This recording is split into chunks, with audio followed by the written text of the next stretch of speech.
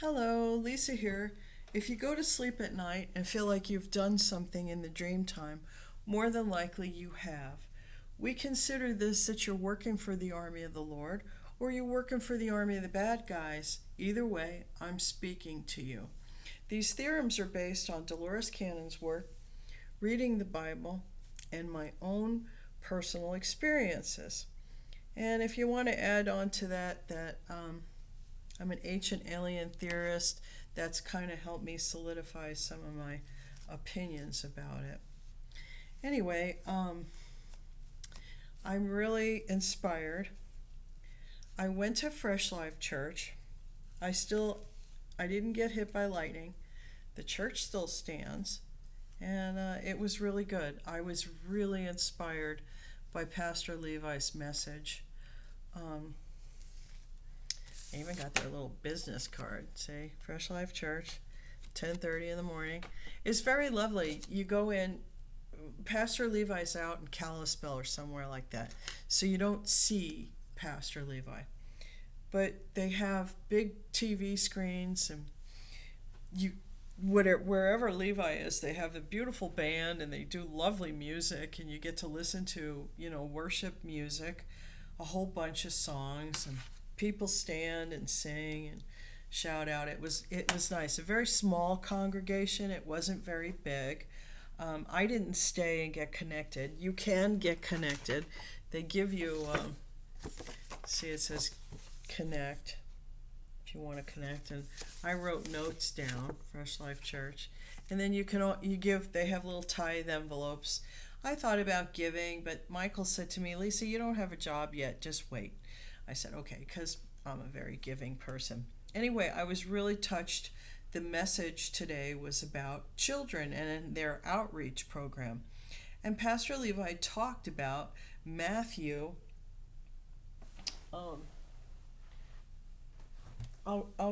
He jumps around the Bible as most preachers do, but it was Matthew. Let's see, where are we here? Look, my Bible. I got my Bible. Look how messy it is. It's like I write all over it. It's full of paint. It's a million years old. It's the King James Version. Although I'd like to see a Bible out there with nobody's version, just the original words. That's what God wants. He's asked me to put that out there. So we're talking chapter 18. I'm going to start at 5 and go through 14. Whoever then humbles himself as this child, he is the greatest in the kingdom of heaven. Now he talks about children, and Pastor Levi was talking about his outreach program. But in this instance, when we pull the card, the eternal child, we have to think about the child inside of ourselves. And that's, to me, speaks.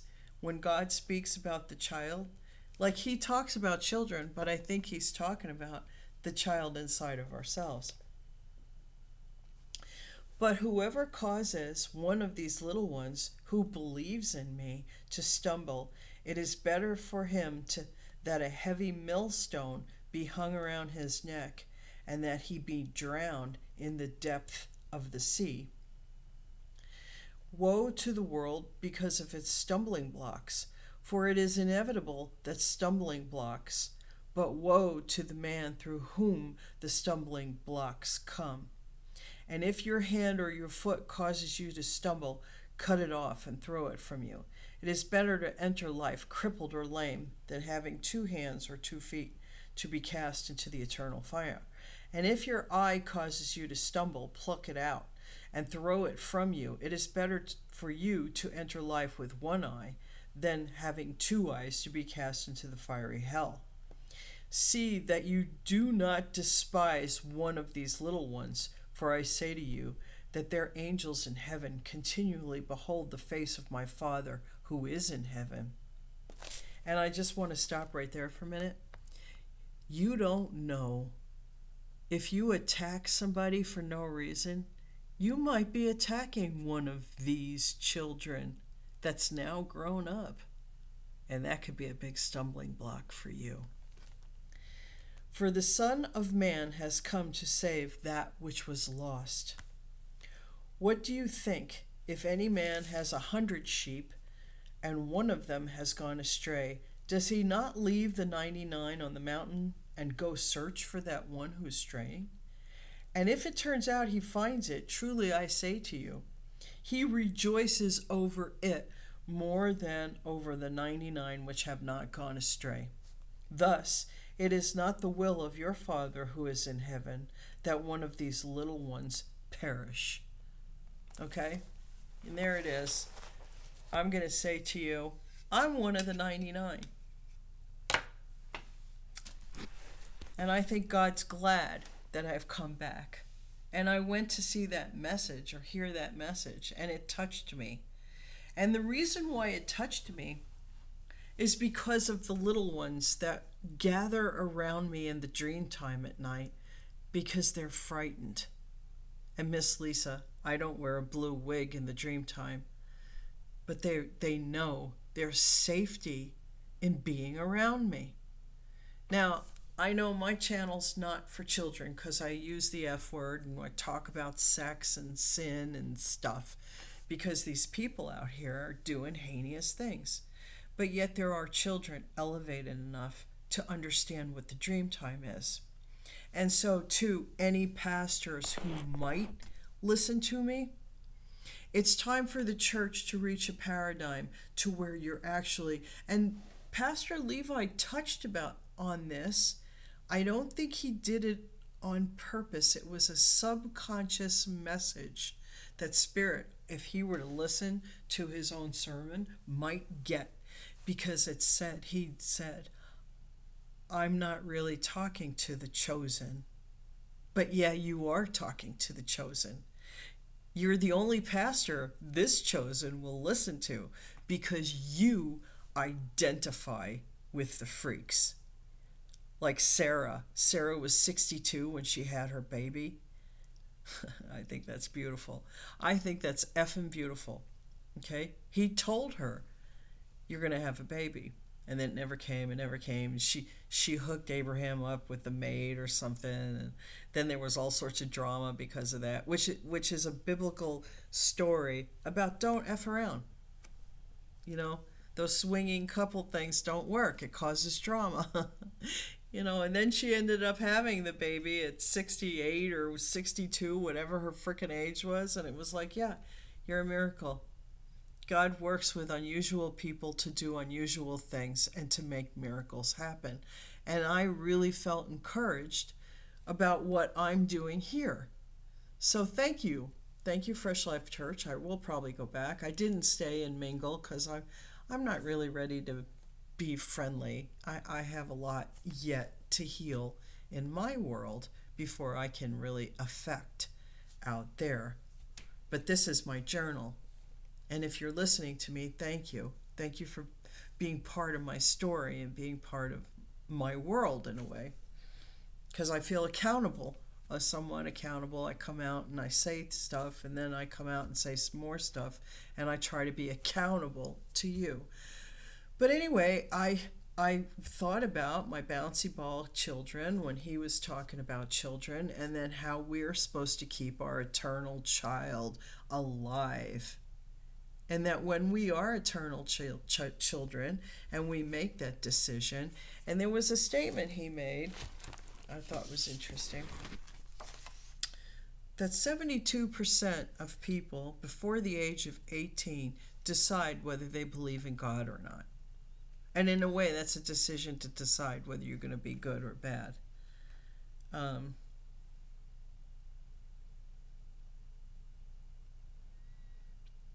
Billy Graham mentioned Billy Graham. Any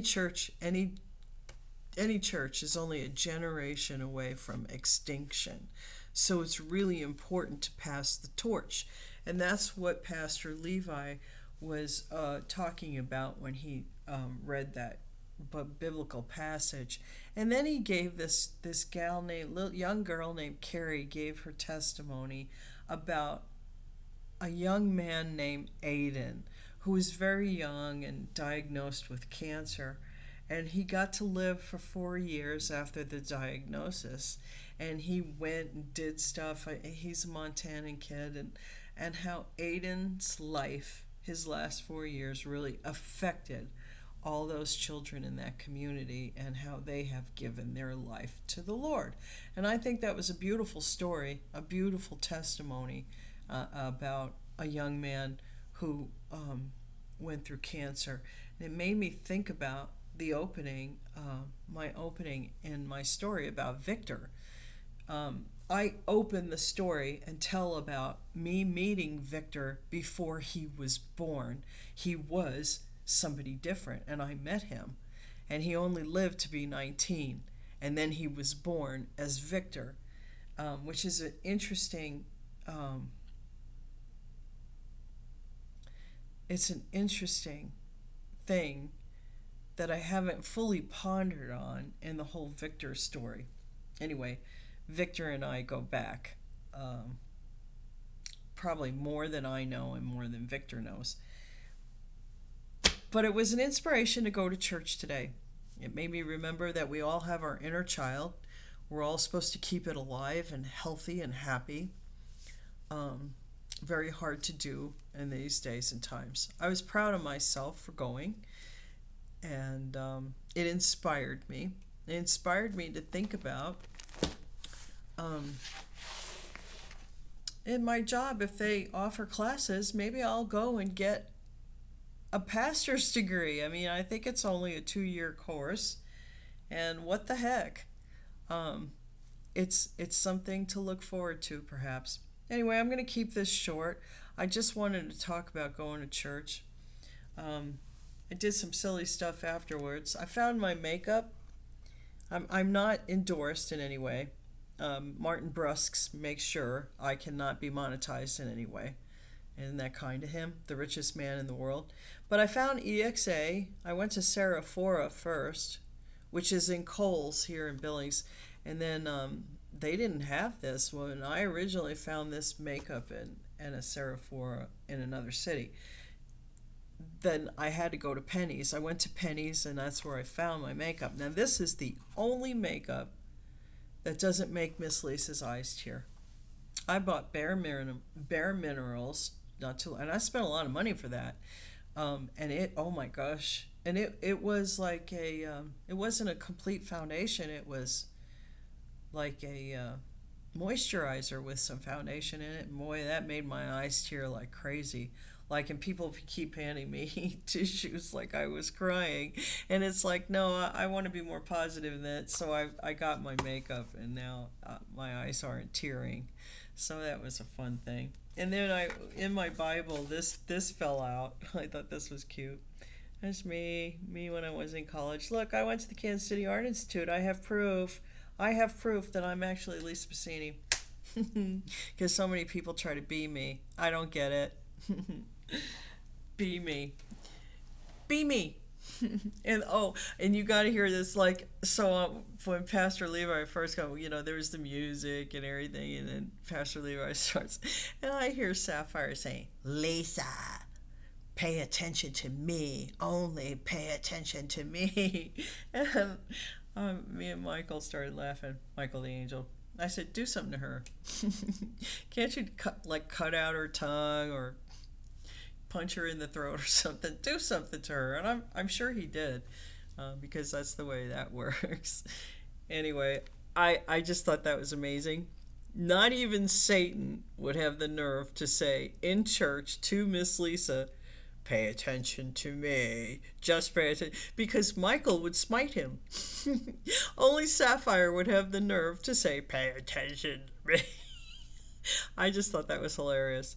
Anyway, to you young kids out there, you guys, and please don't get mad at me, this channel is not for children, but there are children who are unregulated at times, and they like hearing people with blue wigs say swear words. And now, please bear with me. I hope something comes out in this trial where I can tell you the story, because it's a funny story about why I say God says the word fuck. Okay? And he does. He says it very effectively. Just know, and here's a Dreamtime lesson.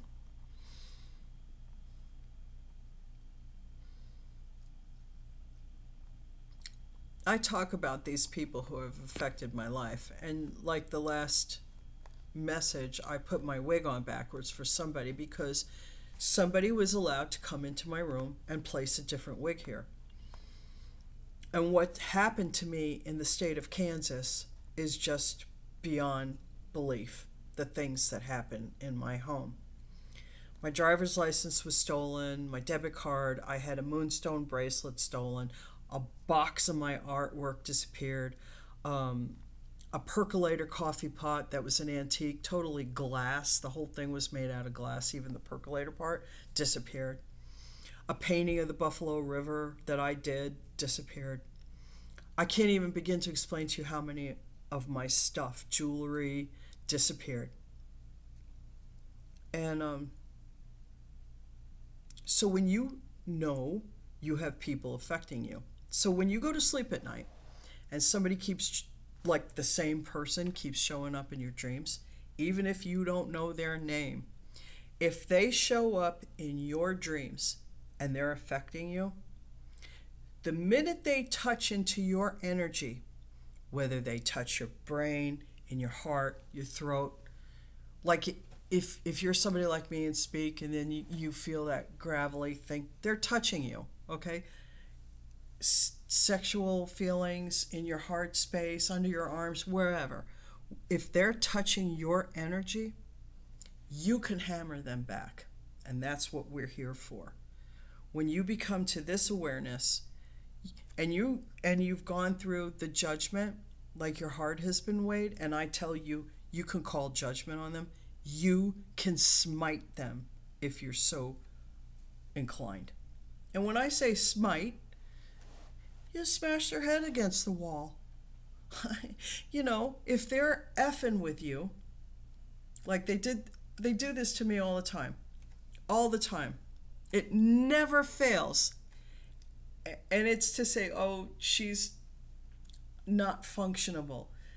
You know, I went to get a flosser, and of course, when I put it back, the whole bag flipped over and all the flossers fell out. Well, it fell out into something that was clean. I wasn't worried about it. And of course, because I'm on my way to church, it had to fall out, right? And that's the kind of little stupid shit they do. They'll make you trip, stumble, fall, break things. You know, all of a sudden your clasp comes undone or your earring pops out. I mean, they do all sorts of annoying, stupid things, and they can do that. And a lot of times, most of us regular people will pass that off as, oh, it's bad luck. But when it goes on and on and on, people, it's not just bad luck. You're being attacked. And when they get into your energy like that, you can do stuff back to them. All you have is your imagination. All you have to do is think about it. If you know the words, if you understand words, witchcraft is based on words. So think the words and then visualize it, and it'll be done. Okay? And if you have angels and you know who your angels are around you, ask them to help. And be very specific. The angels love when you're very, very specific with them. Okay? Because then they know how to affect change better for you. And that's all I'm going to say today. You have the power. You kids out there who are just starting this, and this is where I think pastors need to be aware. You know, as the population elevates in terms of a higher vibe, a more positive vibe, elevation, I think church needs to elevate as well. And Pastor Levi said something subconsciously about talking to the chosen. And actually, he's the only pastor I personally would listen to, because he does. He appreciates the freak show stuff and realizes that God prefers us weirdos. Know this to be true. And if you were a bad guy at any point and you come around to God, don't feel bad about it. Know that whatever skills and abilities you have now to work for God with those. So that's the way I look at that. Anyway, that's all I have to say. Peace out. Remember, you're amazing, and I absolutely love you. Bye now. Thank you so much for being here and listening to me. Thank you for helping me be accountable to myself. And trust me, you do that for me. So be well now, friends. Bye.